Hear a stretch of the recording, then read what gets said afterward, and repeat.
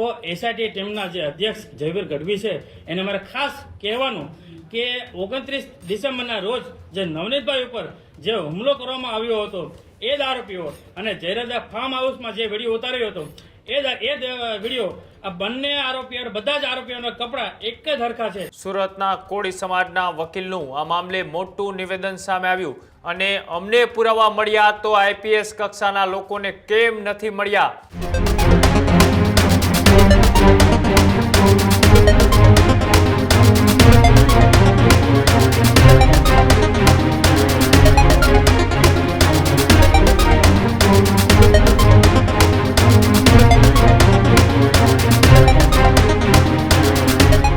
સમાચારોમાં આગળ વાત કરીએ ભાવનગરના બગદાણાના નવનીત બાલધલિયા જે હુમલા કેસ છે તેને લઈ તો નવનીત બાલધિયા કેસ મામલે મહત્વના સમાચાર સામે આવી રહ્યા છે।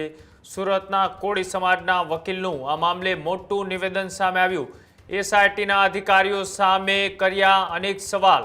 કોળી સમાજના વકીલ ચેતન બારૈયાનું નિવેદન સામે આવ્યું।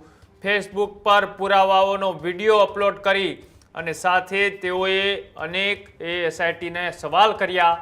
એસઆઈટીના વડા જયવીર ગઢવીને પૂછ્યા સીધા જ સવાલો। સાથે જ સુરતની લીગલ ટીમ દ્વારા વિડીયો બતાવવામાં પણ આવ્યો। અત્યાર સુધીની તપાસમાં કયા પુરાવાઓ મળ્યા આવો સવાલ એસઆઈટીને આ વકીલ મારફતે પૂછવામાં આવ્યો અને અમને પુરાવા મળ્યા તો આઈપીએસ કક્ષાના લોકોને કેમ નથી મળ્યા તેવો પણ દાવો એ વકીલ દ્વારા કરવામાં આવ્યો। સાથે જ 29 ડિસેમ્બરે રાત્રે વાયરલ થયેલા વિડીયોની તપાસ ક્યારે થશે આવો સવાલ એ વકીલ પૂછી રહ્યા છે। સાથે જ વાયરલ વિડીયોમાં જ સવાલના જવાબો છે।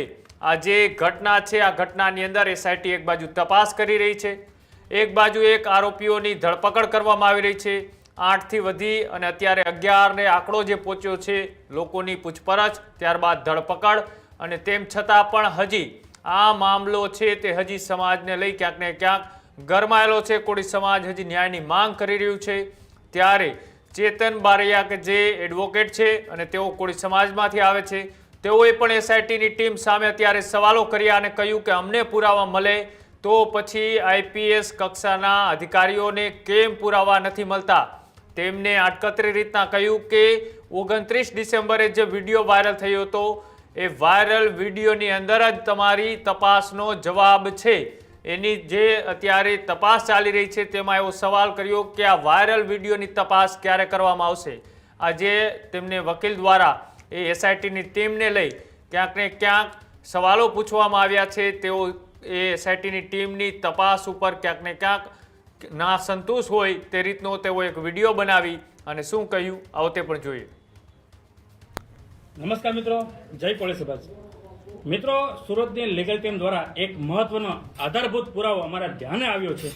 તો એસઆઈટી ટીમના જે અધ્યક્ષ જયવીર ગઢવી છે એને મારે ખાસ કહેવાનું કે 29 ડિસેમ્બરના રોજ જે નવનીતભાઈ ઉપર જે હુમલો કરવામાં આવ્યો હતો એ જ આરોપીઓ અને જયરાજા ફાર્મ હાઉસમાં જે વિડીયો ઉતાર્યો હતો એ જ વિડીયો આ બંને આરોપીઓ બધા જ આરોપીઓના કપડા એક જ હરખા છે।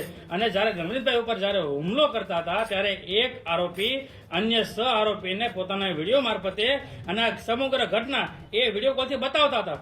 તો એ વિડીયો પણ એમાં દેખાય છે, ચોખ્ખું અમને લાગે છે। તમે આ વિડીયોને તમે ઝૂમ કરો, તેને સ્લો મોશનમાં જોવો તો તમને ચોક્કસપણે આમાં દેખાઈ આવશે। જો એક ધારાશાસ્ત્રીને જો વિડીયો મારફતે પુરાવા મળી આવતા હોય તો આઈપીએસ કક્ષાના અધિકારીને આ વિડીયોમાં જ સવાલનો જવાબ છુપાયેલો છે તો આમને કેમ નથી મળી આવતા આ પણ એક શંકા ઉપજાવે છે।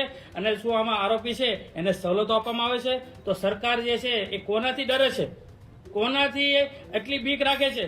શું આ આરોપીઓ છે એટલો બધો વર્ગ છે? શું આ પૈસાદાર છે એટલે? શું એમની ઓળખાણ છે એટલે?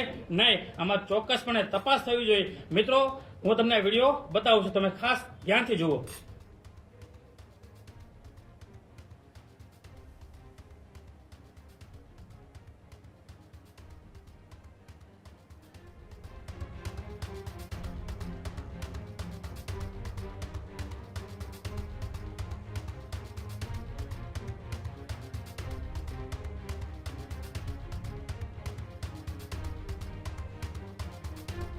તો આ તમે સંપૂર્ણ વિડીયો નિહાળ્યો ને, તમે જોયો ને, હવે તમને શું લાગે છે?